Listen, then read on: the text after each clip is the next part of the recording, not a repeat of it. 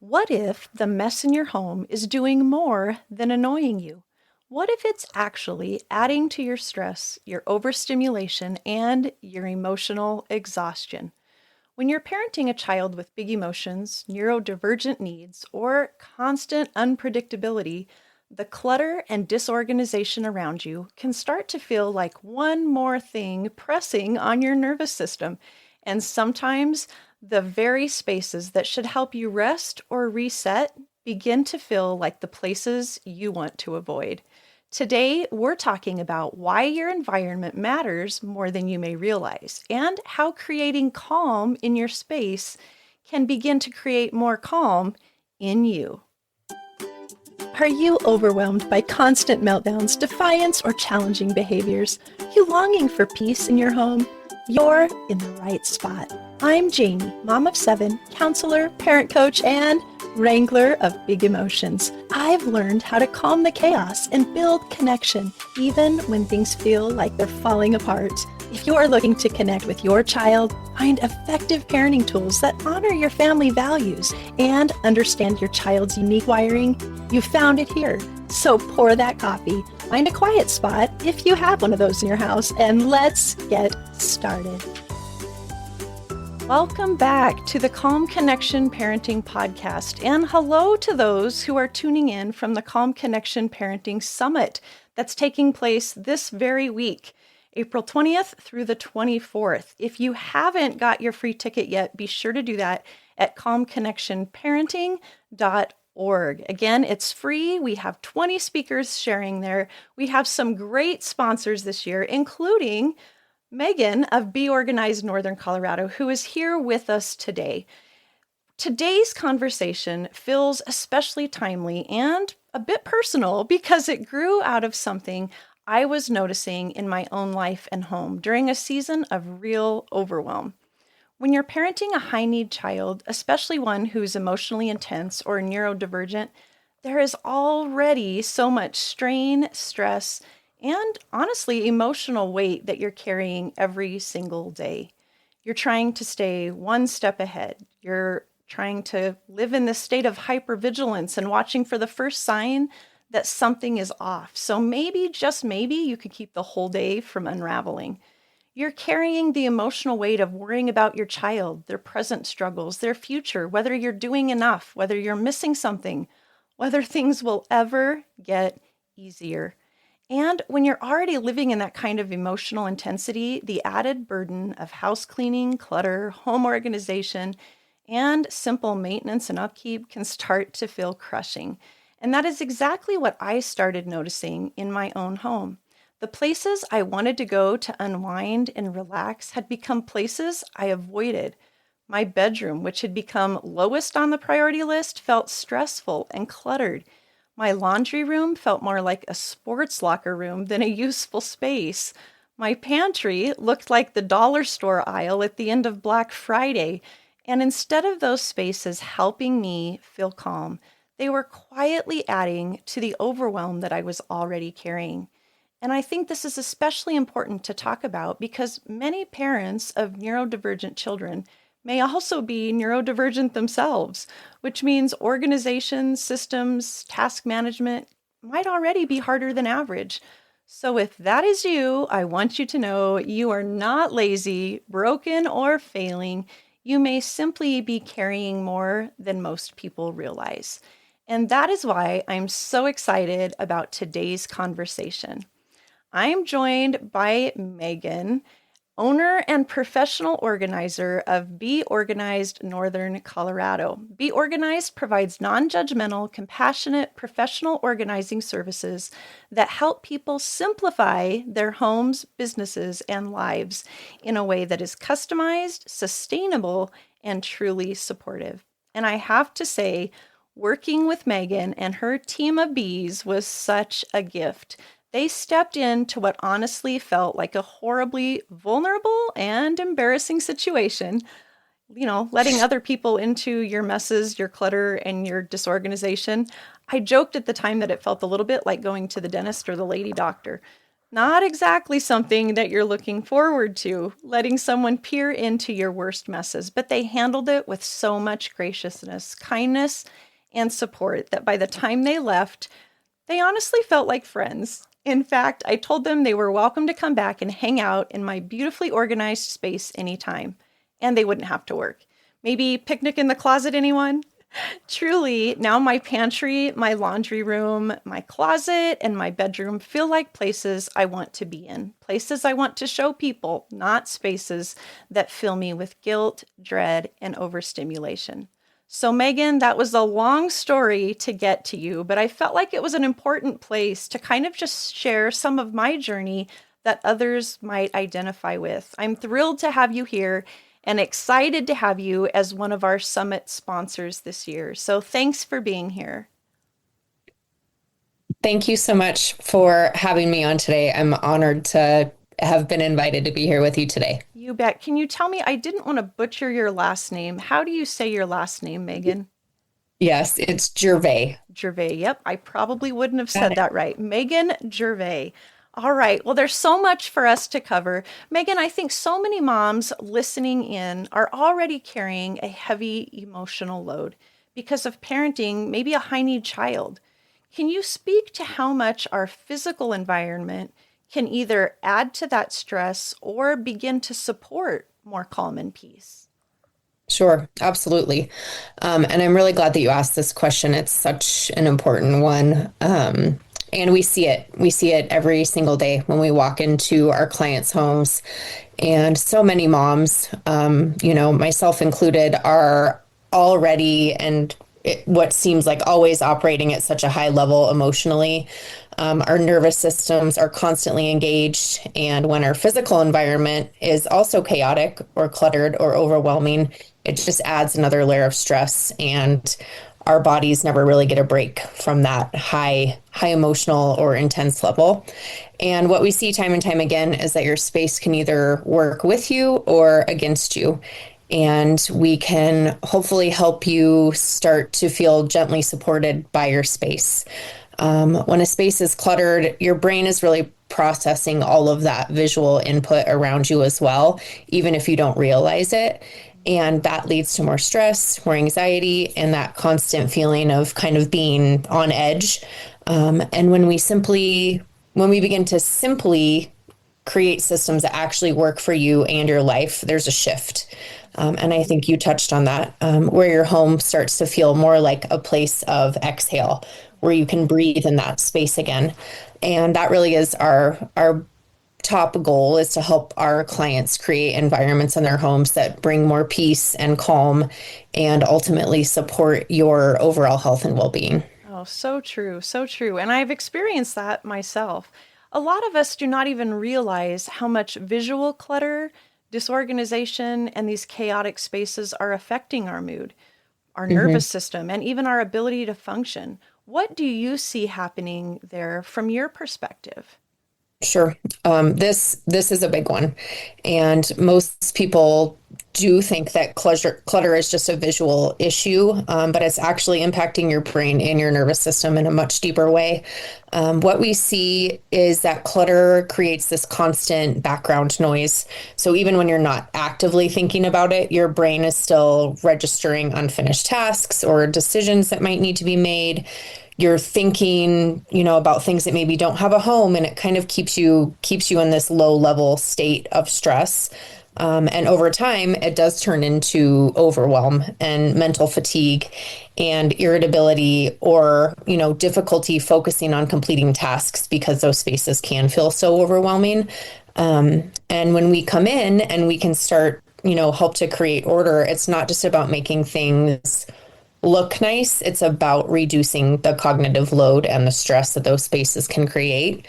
And when that load is reduced, we really do see our clients start to feel calmer and more clear headed and more in control of their spaces. And that connection between an organized space and reduced stress is very real. Yeah, it's one that so many of us kind of lose sight of Hmm. until you fix it and then you feel the difference. Then you're like, oh, wow, I didn't realize that it was affecting me that much. And I think I've even felt that since you were here and did the work with me. I know for me, this felt a little bit emotional and vulnerable. Can you talk about why the Be Organized approach is so important, especially that being non judgmental, compassionate, confidential, when people are inviting you into spaces that they might feel embarrassed by? Mhm. Yeah, for sure. And I want to say, well, first of all, thank you to you for sharing your personal story with us because it does feel vulnerable. We're in your space. We're in your, we're in spaces that you're embarrassed to be in or embarrassed to let people come into sometimes. And inviting someone into your home, especially those spaces that do feel overwhelming or unfinished, can bring up lots of emotions and that vulnerability. And that's exactly why our approach is rooted in our three beliefs, which are to be compassionate, confidential, and judgment free. Those are our priorities in every space that we're working in and with every client that we're working with. And we really do believe that clutter kind of tells a story, right? It's not about laziness. It's not about failure. It's about life.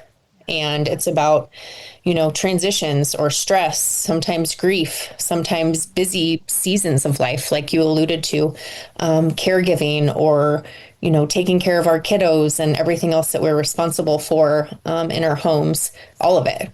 And so when we walk into a home, we're not looking at the mess. We're not looking at the clutter.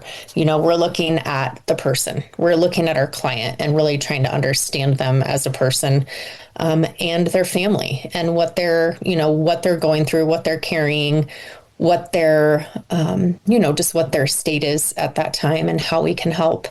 And our role really is to come in alongside our clients, not to come in and throw out, ideas that we think are amazing, but to come in and really get to know you and get to understand how you're functioning in your spaces. We're not there to fix you, we're there to support you. When people feel safe and not judged, that's when we really start to see those transformations start to happen in people's homes, and not just in the space, but also how you feel in that space, and that's a key part of this. And again, that's where we start to see those emotional benefits, where you start to feel less shame, you start to feel less anxiety, and you start to feel more peace in your home and within those spaces. Right. Well, I know there seems to be such a connection between, say, trauma, overwhelm, grief, life transitions, and clutter. Why do our spaces so often reflect what's happening inside of us emotionally? That's another great question. Our homes are where life happens, right? That's where a lot of our life is happening. And it's where, when life feels heavy, our spaces tend to carry that same feeling. And when someone is going through, a time that is trying or overwhelming or just a normal busy life for some of us, or busy life with kids, or busy lives with our families, or jobs, or all of it put together. Just those busy seasons, organization kind of, for a lot of us, starts to fall lower on the priority list. And it's not because it doesn't matter, but because there's only so much capacity. There's only so many things we can tend to in a day. And clutter oftentimes becomes really just a physical representation of, what's happening to us emotionally. And it's decision fatigue. You're tired at the end of the day. You just went through a million things, and the last thing you want to do is think about organizing your closet. Um, Kind of, like the I'll deal with this later pile, which all of us have. Or more And than there's no one or shame in two or that. three. Yeah. Yeah. The corner, But the room. I think you can agree with this is, what's powerful about this process is that when we start to kind of gently shift those spaces, it actually helps support the emotional healing as well. And creating that order externally brings that kind of internal calm additionally. It just kind of happens that way. Yeah. And it's not about perfection, right? I mean, we're not there to try to make your house perfect or make it look like you just walked out of a magazine. It's about creating a space that feels supportive instead of overwhelming. Yeah. I love that. And that's just so genuine for what it is that you guys come in and do. And I never ever felt this pressure to like get rid of stuff because I'm kind of a keeper. I'm kind of a sentimental messy. It's hard for me to get rid of stuff. Right. It's hard for me to, but I never felt pushed beyond what I could do. Sometimes just that accountability of somebody there saying, well, what about this? Do you use this? Well, no, I don't use this. When you have to say 10 times, no, I don't use this, but we're going to put it back on a shelf, you start feeling some sense of responsibility. And if I don't use this, why am I keeping this? And Right. I just think the gentle approach, the supportive approach is so helpful. And I know I had mentioned earlier in the podcast about how many of us parents in learning about our kiddos discover that we ourselves might be neurodivergent. And Mhm. I don't know if people have heard about some of these supports for ADHD or neurodivergent kiddos, is that oftentimes it's body doubling. And that's kind of what what you do. I mean, you guys stand right next to somebody and together you work through a task. And that's one of the reasons it's so helpful for even adults that have the ADHD is because it keeps us on task. It keeps us Yes. focused. Yeah, I love that. Well, one of the things that I loved about the process that it was not just about cleaning up, but it was about creating systems that Mhm. actually worked for my life, my habits, my family. Can you walk us through the be organized process and how you do that? Sure. Yeah. I think the biggest piece of that is that our process is very intentional and customized for each client. There's never going to be, a one size fits all solution to organizing somebody's home or business or whatever that case might be. But we start by really listening to our clients and communicating with them to understand how you live, what's working, what isn't, what your daily routine looks like, and how you're using each of those spaces, what's working in that space and what isn't. We joked about your laundry room, you felt like looked more like a locker room. And so just understanding how those spaces are working for you or against you and what ideally you would like that space to be used for, but also understanding the reality of your life and your family and how that space is being used. And that's a really important part to that. And then also working alongside our clients to go through that decluttering process, like you hinted at, right? We're working alongside you to help you, not to force you into feeling uncomfortable or to force you into feeling like you have to get rid of these things, but just bringing up those points of, okay, if you haven't used this, maybe, we can donate it, or maybe there's a family member who can use it, or a neighbor who can use it, or whatever that looks like. Well, and you So we're even not, took the stuff with you that yeah, day because then exactly. those of us who have this problem making decisions always think we'll just revisit the box later or we don't take the box. Like that was Mhm. just such a help. I really liked that you took care of that because it was one less burden that I Right. To felt take left care of. with. And I think that's really important. I know we talked a little bit about parents that are maybe neurodivergent as well as the kiddos that we're Mhm. working with and how we have that struggle with the organization, the follow through, task management, Mhm. whatever. But how do you approach organizing for people whose brains may work differently and who need Sure. systems that are maybe simpler, gentler, easier to maintain? Exactly. Our probably the one word answer to that is flexibility. I think we're coming into every situation with flexibility and questions of what's working, what isn't, and also respect for our clients and their families. And the system, there's never going to be a one size fits all system, right? And we focus on simplifying those systems as much as possible. Quite honestly, essentially for every client, because we really want those systems that we do help create to be customized for our clients, but also to be maintainable. And that's another Key. big key piece to this, right? So, for example, for some people, it means open storage where you can see everything. For some people, it means very defined labels or zones so they know exactly where something goes. For some people, it's just about reducing the decision making that it comes to when it comes to keeping that space looking like it's supposed to or like you want it to look. I think that's such a great point, Megan, because that was one of the struggles of our pantry.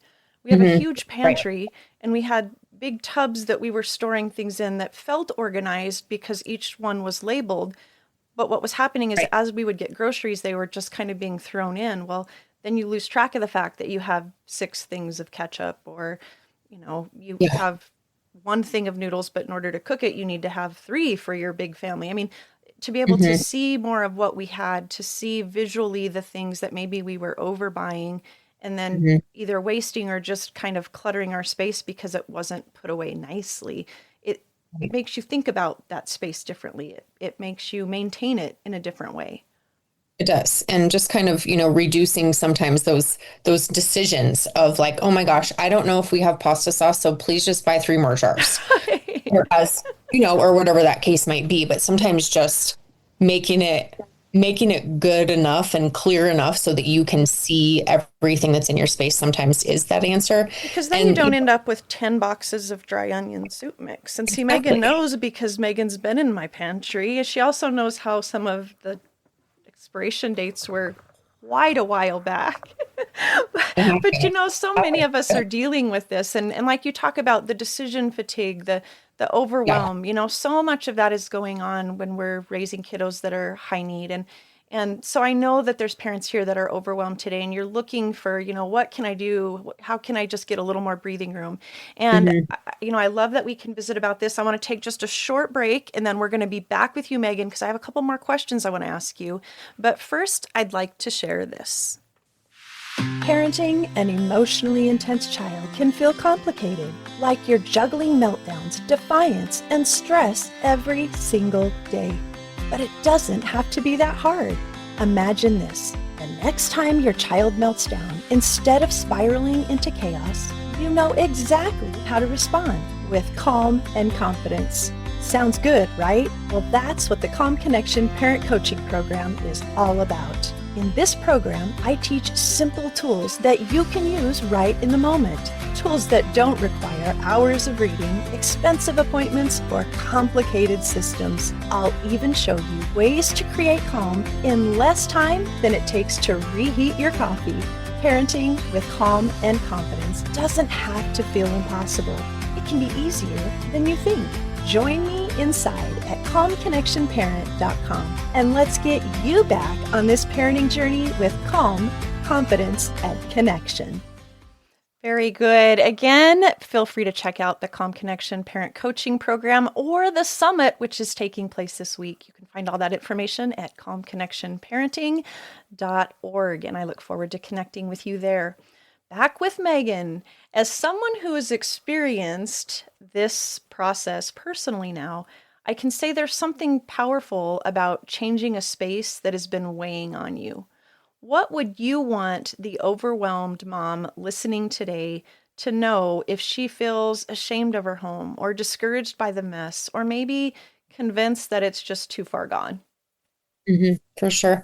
I would want her to know, first of all, that she's not alone, right? There are so many of us that have had that feeling at one point or another, myself included, and I own a home organizing business.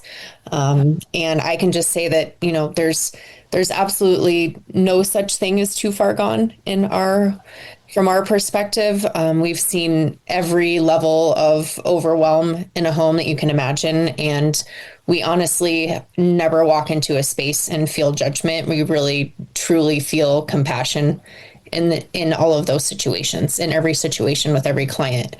It's just at the core of what we do. And we know that your home and the clutter that might be in areas of your home does not define your worth, right? It's not a reflection of your character.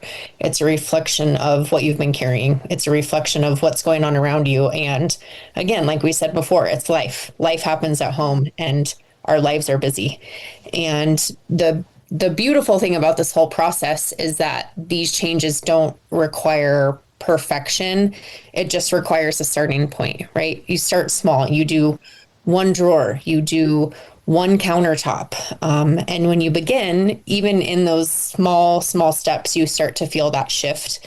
Less stress, less anxiety, and more peace returning into your spaces It and your life. honestly starts feeling so much more doable. I know you guys came 2 separate days. The first day we had worked on everything in the kitchen cupboards, which you cannot imagine just how much can be hidden in kitchen cabinets.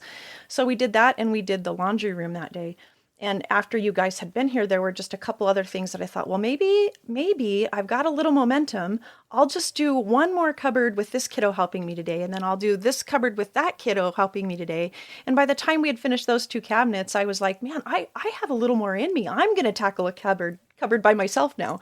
And so I was able to just clean out a cabinet and feel good about it. But it really is kind of that dopamine fix that gives you that, feel good feeling. Like, this feels so much better than walking into the pantry and feeling like, oh my gosh, this is such a mess. Why haven't I done better? Instead, you walk in and you feel this, wow, you know what? This doesn't look bad. I know what I feel like we're kind of on top of things. And just small changes can make those big changes internally. So I echo everything that you have said here about how it can make such a difference.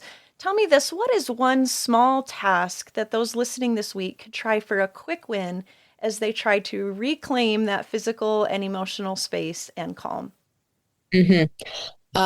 Start small, right? I mean, just what we said previously, but pick a single drawer, or pick 2 shelves in your pantry, or a shelf in your pantry, right? And or your drawer out of your nightstand, whatever that one surface or one small area might be, pull everything out, sort it, kind of by a category if you can, get rid of stuff that is trash, donate items if they need to be donated, take items if they don't belong there to the space where they do belong, and only put back the items into that space that truly belong there. And like you said, you kind of start to get that momentum where then, okay, I did one drawer yesterday. Great. I can tackle another drawer today, or I can do this small countertop today, or I can do this one section of my pantry today. So really just about making those small changes and taking it piece by piece, so that it doesn't feel so overwhelming when you're getting started. And I really do think that those small changes, you do start to feel almost an immediate sense of calm in that area, that you feel the accomplishment that you tackled that project, and those small changes can make a big impact on how you feel in your space. So very true. So very true. Megan, where can our listeners connect with you? Oh, sure. You can find us on social media. Our handle is Be Organized NoCo on Facebook or Instagram. And then our website is beorganized.com/northern-Colorado. Oh, very good. Megan, this has been such a meaningful conversation, and I really cannot thank you enough.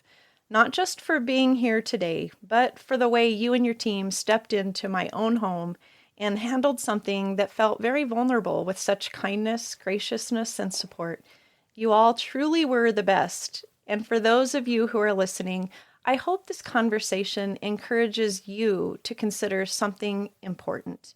When you are already carrying the emotional strain of parenting a high-need child, the hypervigilance, the exhaustion, the decision fatigue, the discouragement, the constant mental load, your environment truly matters. It may not solve everything, but it absolutely can support you. And sometimes when so much feels outside your control, changing one space in your home can be one powerful way to create a little more peace, a little more breathing room, and a little more calm in the middle of the chaos. So if there's a space in your home that has started to feel heavy, stressful, or overwhelming, maybe this is your invitation to pay attention to that. One small shift really can make a bigger difference than you think. And if you happen to find yourself inviting help into that process, I can personally say that having the right people beside you matters so much. Thank you, Megan, and your team of bees. Until next time, keep calm and parent on.